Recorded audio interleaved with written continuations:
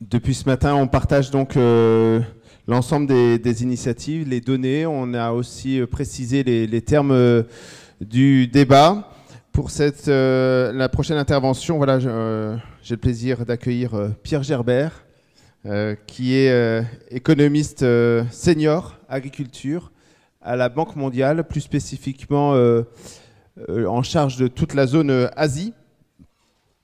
Aujourd'hui, ce qu'il va nous partager, voilà, c'est une perspective mondiale, plus particulièrement autour des politiques et des leviers dont disposent ou qu'activent les pays à faible ou moyen revenu. Voilà, c'est un autre regard sur notre thématique du jour.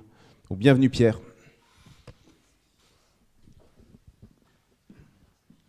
Merci. Merci. Ah, parfait. Bien, bon après-midi. Donc mon nom est Pierre Gerbert. Je voulais remercier d'abord Yannick et la chaire pour l'invitation. Ça a été une journée, des débats très intéressants. Pour moi, c'est vraiment intéressant aussi de renouer le contact, je dirais, avec des réalités comme ça, plus locales, plus nationales. À ce niveau de la discussion, au niveau de la journée, je n'ai pas énormément à ajouter. Beaucoup de choses ont été dites. Il y a beaucoup de choses qui sont dans mes slides qui ont été dites d'une manière ou d'une autre. Donc j'espère que au moins je vais arriver à mettre ça un peu ensemble et puis à donner une perspective internationale sur ça. Petite confession que je suis obligé de vous faire, c'est que la première fois que je suis monté sur cet amphithéâtre, j'étais étudiant ici, c'était pour une pièce de théâtre en fin d'année. J'ai une performance fort embarrassante, je dois vous dire, et qui en plus avait été filmée. Et il y avait une cassette chez moi de cette représentation, et j'avais une sainte horreur que quelqu'un un jour mette la main sur cette cassette et la regarde. Et heureusement, c'est un VHS, plus personne n'en a, donc le cas est clos. Mais j'ai toujours un petit souvenir de cet épisode. Voilà. Donc... Pour commencer avec où on est sur la demande, où on est sur la croissance du secteur, à part des zones comme l'Union européenne, l'Océanie, le secteur de l'élevage est encore fondamentalement en croissance. Pour toutes les espèces, peut-être moins sur les ovins, mais c'est clair sur les bovins, c'est clair sur la volaille, c'est quand même une croissance globale. Je dirais même dans les pays, en Europe, Océanie, les bovins sont en contraction, mais d'autres espèces sont en augmentation. C'est un secteur qui est de plus en plus global, et je pense qu'on en a parlé aujourd'hui plusieurs fois. Il y a la composante de marchés internationaux dans le secteur de l'élevage est forte, principalement sur l'aliment. Okay, céréales, mais surtout l'aliment protéique, mais aussi sur des éléments comme la génétique, on a entendu ce matin sur les volailles. On partage aussi au niveau global des pandémies. Et on sait que l'élevage, au moins l'animal, est à l'origine de beaucoup de zoonoses, de beaucoup des maladies émergentes, 60% selon les chiffres. Et enfin, on partage au niveau global des technologies. Ces images sur la gauche, il est difficile de savoir où elles sont prises. Il y a une grande uniformisation, en tout cas, de certains types d'élevage dans le monde. Alors, comment est-ce qu'on réfléchit à cette durabilité de l'élevage, à un futur pour l'élevage à la banque quand on travaille avec les pays sur le développement de programmes et le support aux investissements dans ces programmes? On prend en compte trois dimensions de l'élevage. Donc la santé humaine, la santé des communautés. Donc ici rentre en compte l'alimentation, la sécurité sanitaire des aliments, la santé, les questions de zoonose, les questions de résistance antimicrobienne, etc. On regarde la santé de la planète, donc les considérations environnementales, bien sûr de climat comme on a parlé aujourd'hui, mais de biodiversité, etc. Les limites planétaires qui ont été présentées avant.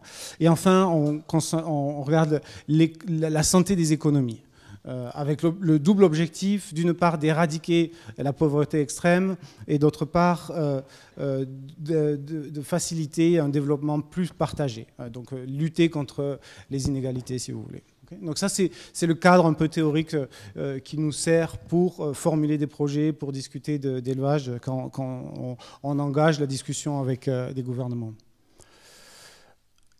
Important aussi de rappeler que quand on travaille sur l'élevage, surtout quand on travaille sur l'élevage dans une organisation qui ne travaille pas que sur l'agriculture, mais qui couvre tous les champs des fonctions, des responsabilités des administrations, donc depuis la santé, le transport, etc. On est forcé d'insérer les filières d'élevage dans un contexte plus large. Okay, donc ça, c'est typiquement la filière, l'aliment, les animaux, des transports, de transformation et des consommateurs.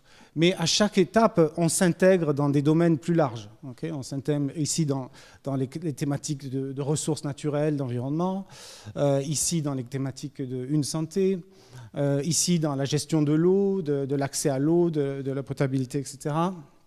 Et ici, dans les aspects d'alimentation, de la population, etc. Donc ça, c'est vraiment important. Chaque fois aussi qu'on va toucher à des éléments de la filière, on va toucher à ces éléments plus larges. Ici, une diapositive aussi, encore dans ces considérations générales, qui est un peu dure. Là. Les chiffres sur cette diapositive sont un peu durs. Sur la gauche, vous voyez la valeur marchande du système de production alimentaire mondial. La valeur, 10 milliards de dollars, 10 trillions de dollars. Okay, et ensuite, dans les couleurs, on déduit de cette valeur le coût économique. Donc le coût économique en matière de santé, d'environnement, d'équité, etc., de ces systèmes. Et on arrive à un bilan négatif. Donc, autrement dit, si on enlève les externalités à la valeur marchande du secteur, on tombe sur une valeur d'ensemble négative. Okay, donc, bon, bien sûr, il y a tout un tas d'hypothèses derrière ça, c'est des calculs qui sont difficiles, mais ça fait quand même prendre conscience de où est-ce qu'on en est par rapport à cette activité, par rapport à ce qu'elle apporte à la société. Et donc ça, c'est pour l'agriculture dans l'ensemble, mais l'élevage en fait partie, bien sûr. Donc pour arriver maintenant au sujet plus clair de la discussion d'aujourd'hui sur les émissions de gaz à effet de serre. Donc ici, un graphe qui a été déjà présenté pour la France plusieurs fois, ou l'équivalent a été présenté pour la France, mais là, au niveau global.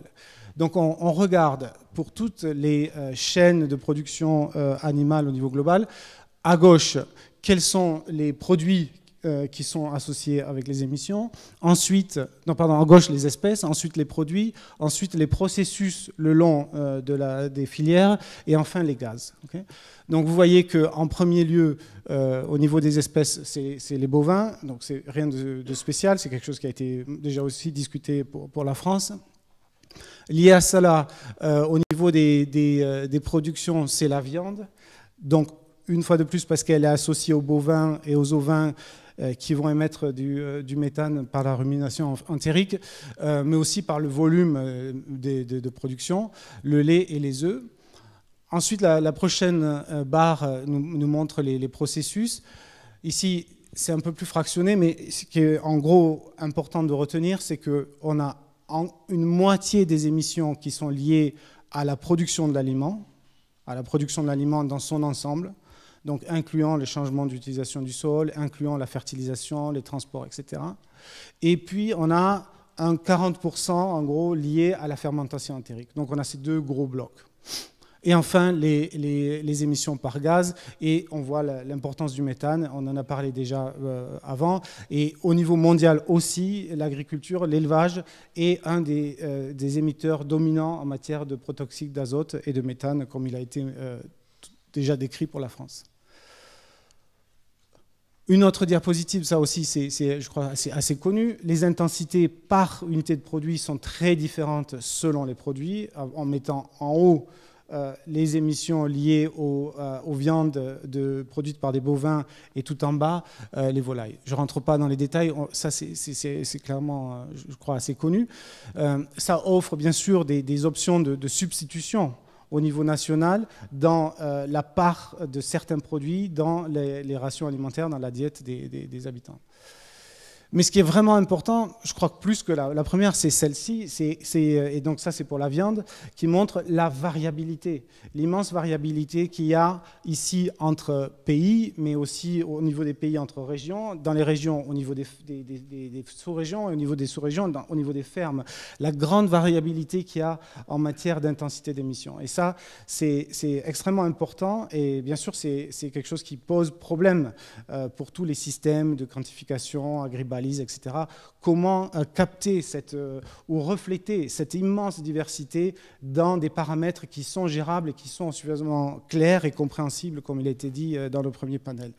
Mais n'empêche que comprendre cette diversité, et donc il y a eu des études notamment aux États-Unis sur le secteur laitier, il suffit d'un équipement, d'un tracteur mal entretenu ou vieux, et tout à coup, hop, il y a un poste d'émission qui augmente de manière complètement anormale par rapport à d'autres fermes. Donc c'est vraiment très très important. Donc les 4 stratégies d'atténuation sur lesquelles nous travaillons, là, c'est un résumé de ce qui a été encore une fois dit plusieurs fois aujourd'hui. C'est d'une part l'efficience.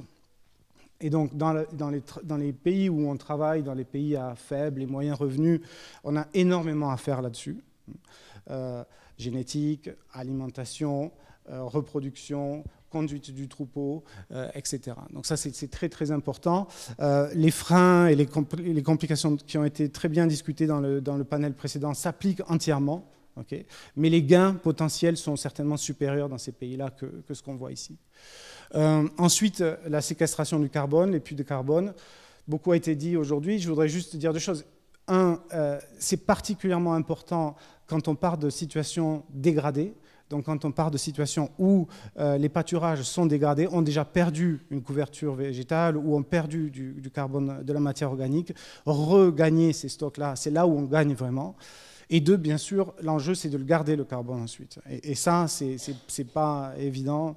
Quelqu'un parlait du climat tout à l'heure, mais c'est pas évident. Ensuite, l'efficience dans l'utilisation de l'énergie, on en a parlé. Et enfin, la consommation. Je pense que peut-être aujourd'hui, on en a parlé un peu, mais pas énormément. Mais quand on voit les différences d'intensité d'émissions qu'on a vues dans une des diapositives précédentes, c'est évident qu'on peut jouer là-dessus. C'est évident que si un pays prend une trajectoire plus sur le poulet que sur la viande de bœuf, ça va avoir des implications massives sur les bilans au niveau national. Juste un mot, sans rentrer dans les détails, pour dire que bien sûr l'élevage est aussi affecté par le changement climatique et que chaque fois qu'on discute de ces questions-là, notamment avec les pays pauvres et les pays aux revenus moyens, on amène ces 2 sujets ensemble. Okay.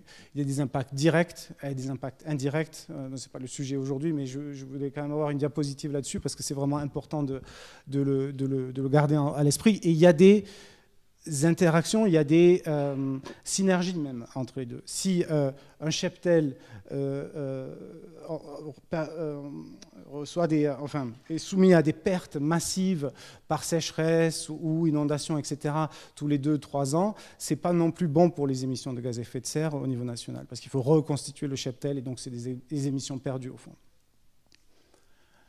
Donc comment est-ce qu'on prend en compte ces aspects-là dans les opérations, dans nos projets?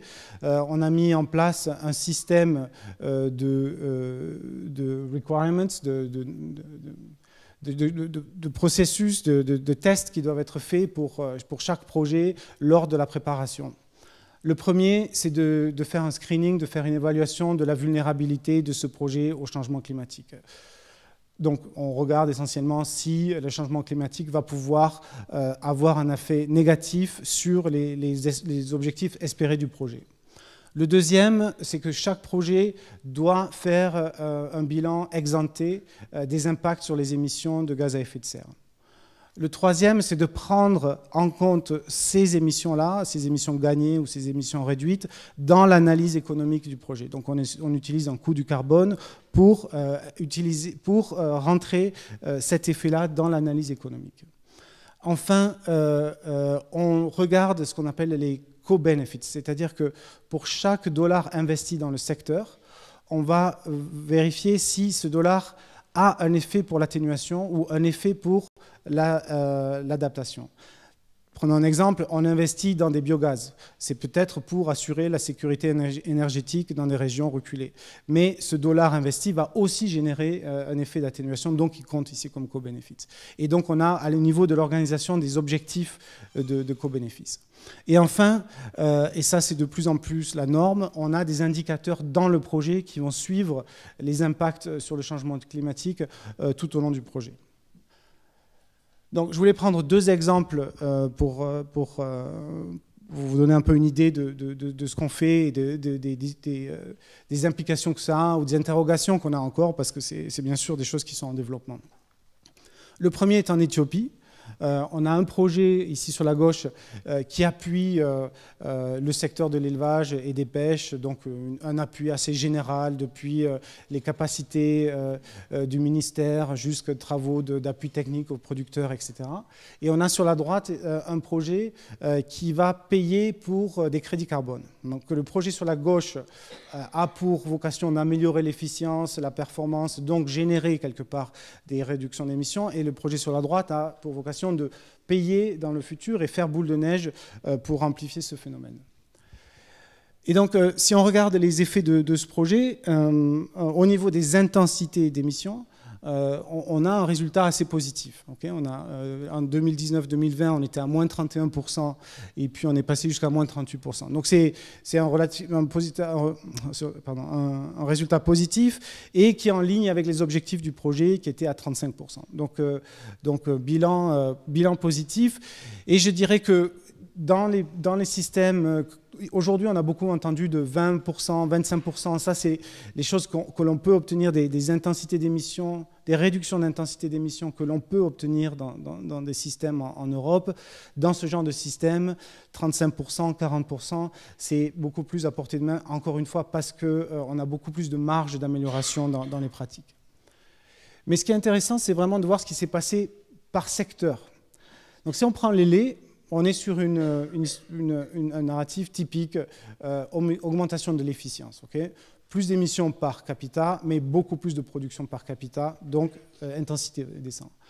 Pour les chaînes de valeur de viande, en ovin et en caprin, l'intérêt c'est que les producteurs qui ont participé au projet ont plus commercialisé. Okay, et donc on revient à ce que quelqu'un disait tout à l'heure, la gestion du troupeau. Il y a eu un off-take, on a sorti les animaux du troupeau quand ils avaient fini leur croissance et on les a commercialisés. Et donc en fait on a augmenté la production sans énormément jouer sur les paramètres techniques, mais on a mieux connecté ces producteurs au marché et on a baissé comme ça l'intensité d'émissions.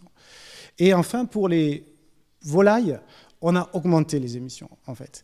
Parce qu'on partait d'un point de départ où on a des espèces locales, donc ça serait intéressant de voir ce que vous en direz.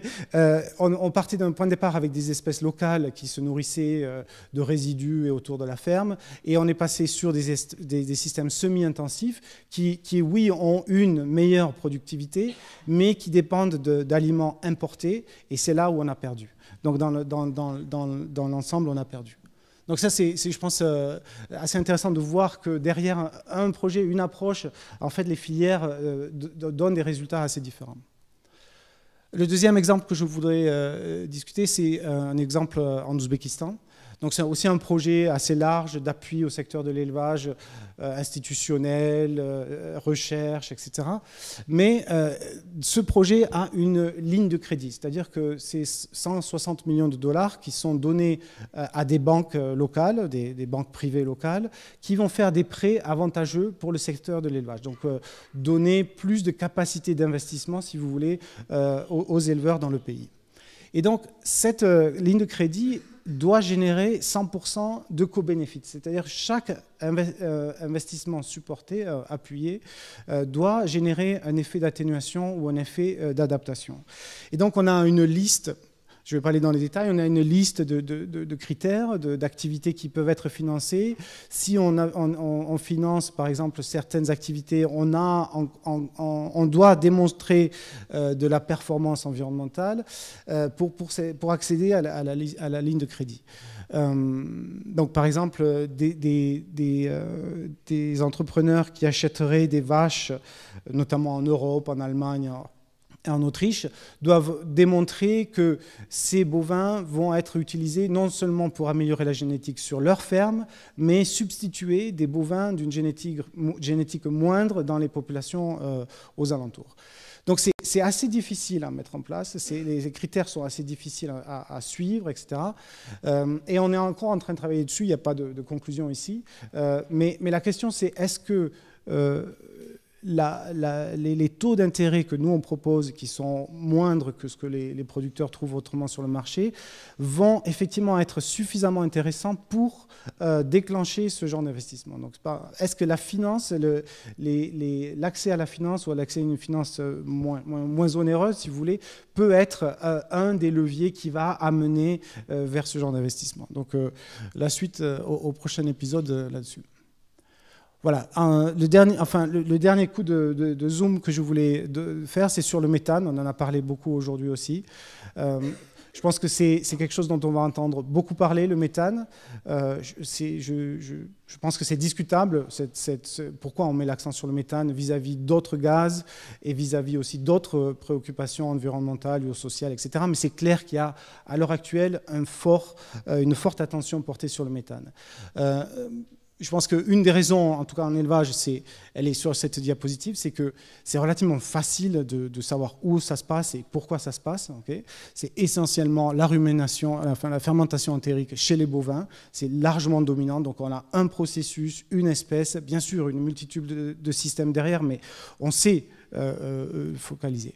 La ligne du bas est un peu trompeuse parce qu'elle montre une grande émission au niveau des porcins pour les émissions de gestion des effluents, mais en fait c'est 10 millions de tonnes, donc c'est toujours très peu, c'est de l'ordre de ce que émettent les buffles.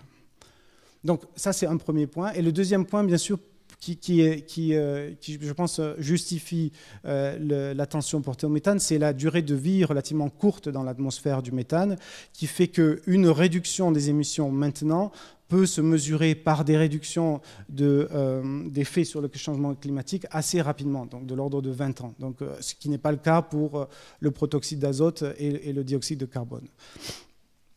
Donc il y a tout un... Et je ne vais pas aller dans les détails, mais il y a tout un tas d'initiatives qui sont en train de se mettre en place autour du méthane. Je pense que pour les étudiants, pour qui veut travailler sur le sujet, c'est important de le savoir et peut-être de regarder.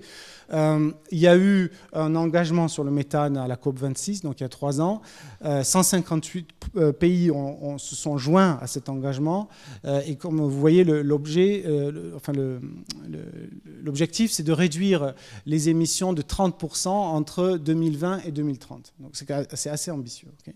Et en cascade de cette pledge, on voit des initiatives au niveau de la recherche, du développement, des industriels, notamment du lait, on en a parlé, des gouvernements, avec, je crois que vous en avez parlé ce matin, le Danemark qui a lancé un programme de taxation du méthane en agriculture. Et donc ça, c'est la première fois qu'on voit ça. Donc ça va être progressif, etc. Mais c'est aussi assez important. Et aussi des institutions comme la Banque mondiale, mais aussi l'IFAD, qui est une autre institution qui prête dans le secteur agricole, qui ont mis leur propre programme en place. Donc je pense que c'est important de regarder ça. Et au sujet du méthane, bon, bien sûr,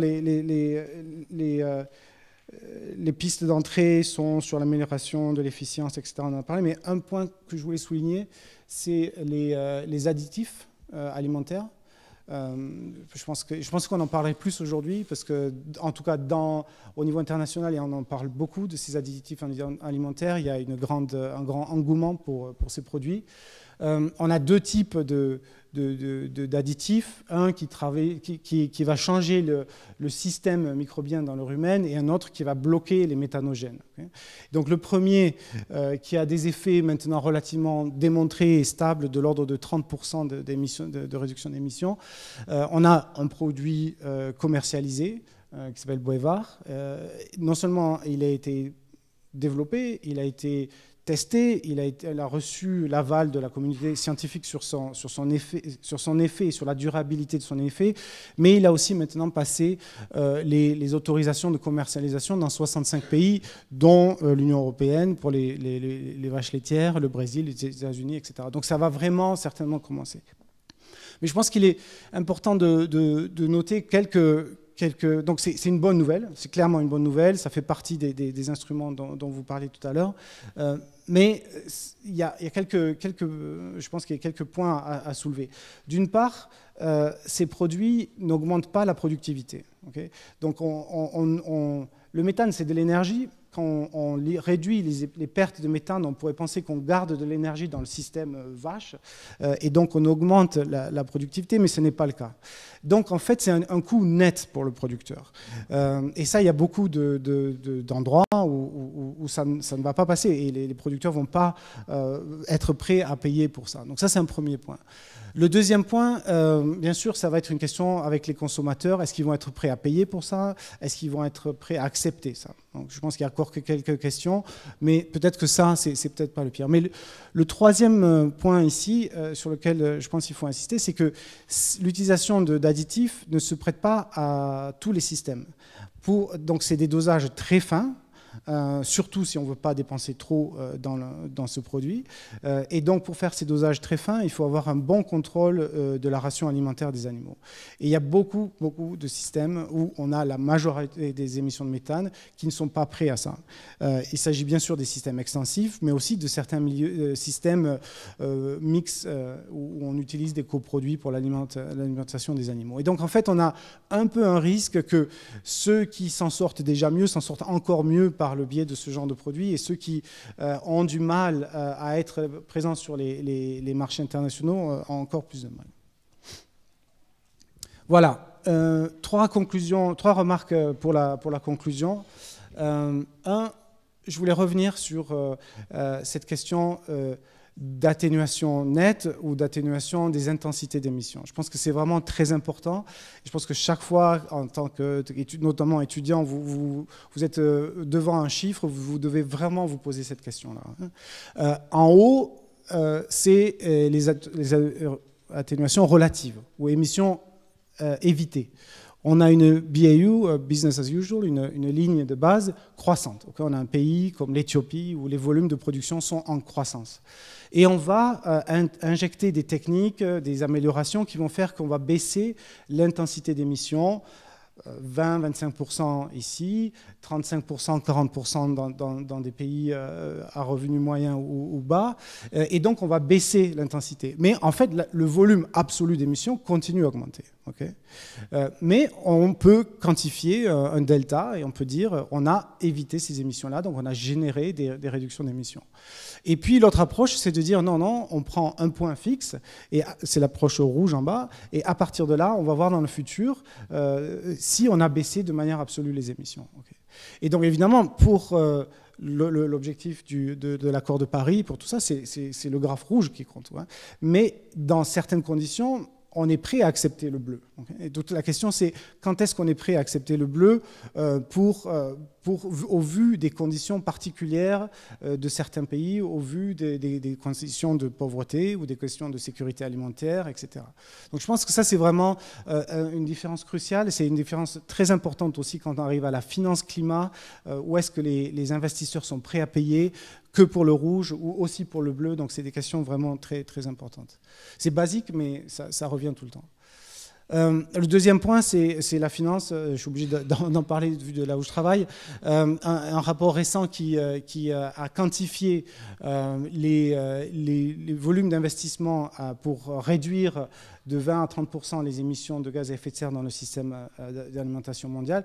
Les chiffres sont assez élevés et à l'heure actuelle, la part de la finance climat qui effectivement arrive à l'agriculture est marginale, voire nul. Okay, donc ici, ce 260, tout le bleu là, c'est l'ensemble de la finance climat, c'est-à-dire tout ce qui est payé pour l'atténuation et l'adaptation, et qui inclut l'énergie, le transport, etc. En jaune, c'est notre estimation de ce qu'il faudrait payer, de ce qu'il faudrait comme financement pour réduire les émissions dans le secteur agricole à un net zéro. Et ici, c'est ce qui arrive de la finance climat au secteur agricole à l'heure actuelle. Okay, et le clair, c'est l'atténuation. Donc c'est vraiment très, très limité. on a besoin d'amélioration, on a besoin aussi de rediriger tous les systèmes d'aide, de subventions qui amènent encore dans beaucoup de pays à des mauvaises pratiques, donc toutes les subventions aux intrants, les subventions à la production brute, etc., les rediriger vers des formes de support, d'aide, parce qu'il y en a besoin, mais qui soient plus en ligne avec ce qu'on attend du secteur. Voilà. Et le dernier point, particulièrement encore pour les étudiants, au niveau global, pour vraiment mettre l'accent sur le fait que les enjeux sont essentiellement dans les pays aux revenus moyens. C'est là où ça se passe. C'est là où se passent les émissions. C'est à peu près 2/3 des émissions. Et c'est là où se passent aussi les potentiels d'atténuation. C'est là où on quantifie 3/4 du potentiel d'atténuation. Okay, et l'enjeu, bien sûr, il y a beaucoup de monde dans ces pays-là, mais c'est aussi des économies très dynamiques, des populations aussi très dynamiques. Et donc, on voit des taux de croissance de consommation, notamment de produits animaux, encore très forts dans ces pays-là. Donc, ne nous laissez pas seuls. Une fois que vous aurez fait vos études et appris tout ce qu'il faut, venez aussi travailler sur ces économies-là. C'est vraiment là où les enjeux sont très forts. Bien sûr, on a des enjeux dans les pays les plus pauvres. L'augmentation est très forte, mais on part aussi de niveaux très bas. On a aussi encore et toujours des enjeux dans les pays riches, et on en a vu l'exemple aujourd'hui. Mais ces pays et ces middle income countries, c'est vraiment là où ça se joue dans les prochaines années. Voilà, merci beaucoup.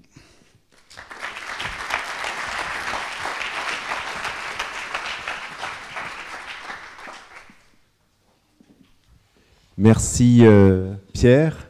Est-ce qu'il y a des questions pour notre acteur retraité de l'Institut Agro? Oui.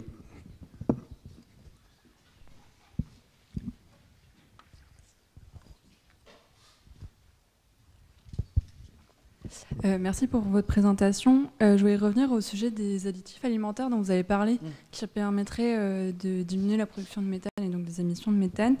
Vous disiez que ça avait un coût net pour le producteur parce qu'il n'y avait pas une augmentation de production. Mais bon, peut-être que c'est déjà le cas, mais est-ce que ce ne serait pas envisageable de les inclure du coup dans les diagnostics de primes dont on a parlé à la table ronde avant, ou bien d'avoir des sortes de crédits méthane peut-être, pour qu'il y ait idéalement ce serait un équilibre, j'imagine que c'est difficile quand même, mais d'inciter du coup l'éleveur à utiliser de tels types d'additifs?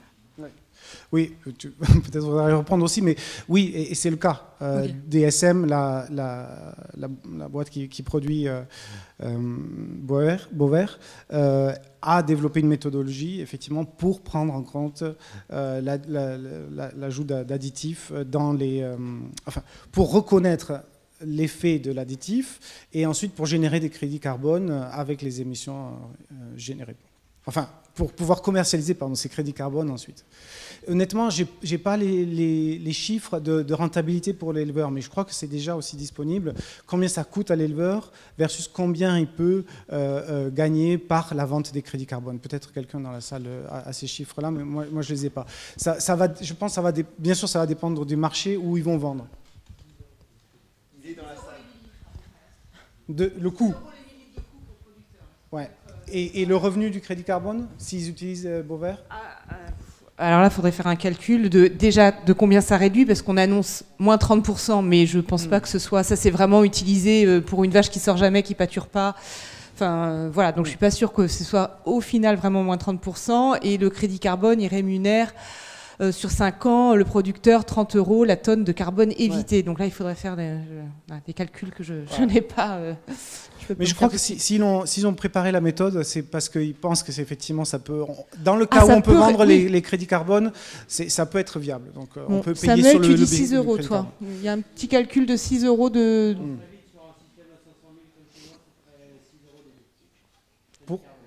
Crédit carbone rapporterait 6 € du millilitre versus un coût à 10 à ajouter dans la ration. Okay. Ah ben donc c'est pas profitable. Donc ça marche pas. Non, ça passe pas. Non, ça passe pas. Question, complément, remarque?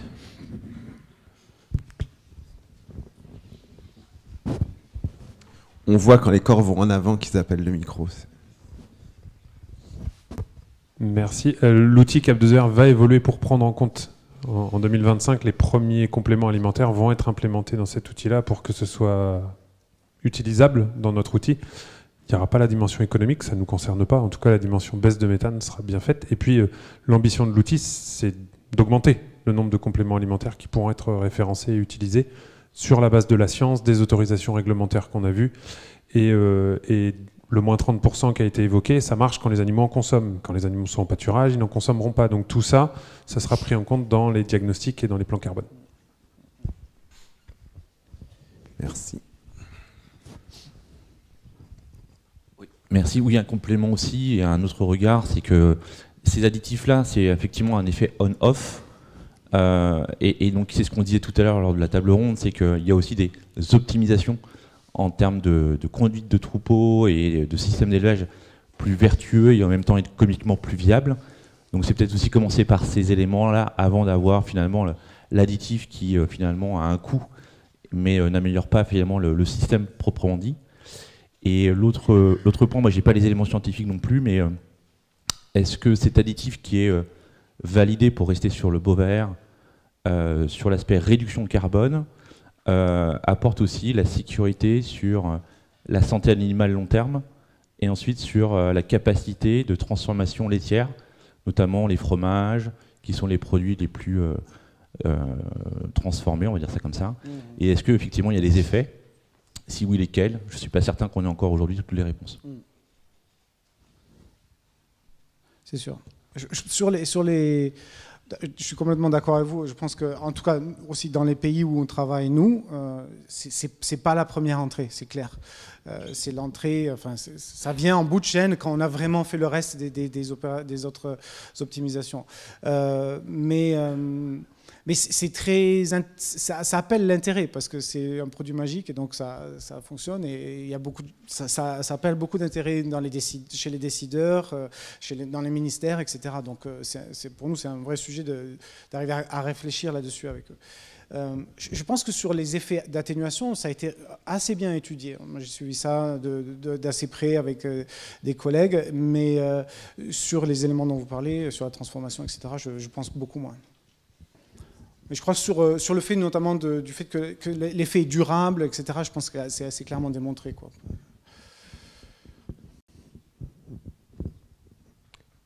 Merci. Est-ce qu'il y aura une frustration si une question n'est pas prise? Non? Merci beaucoup Pierre, en tout cas pour ceux qui en redemandent.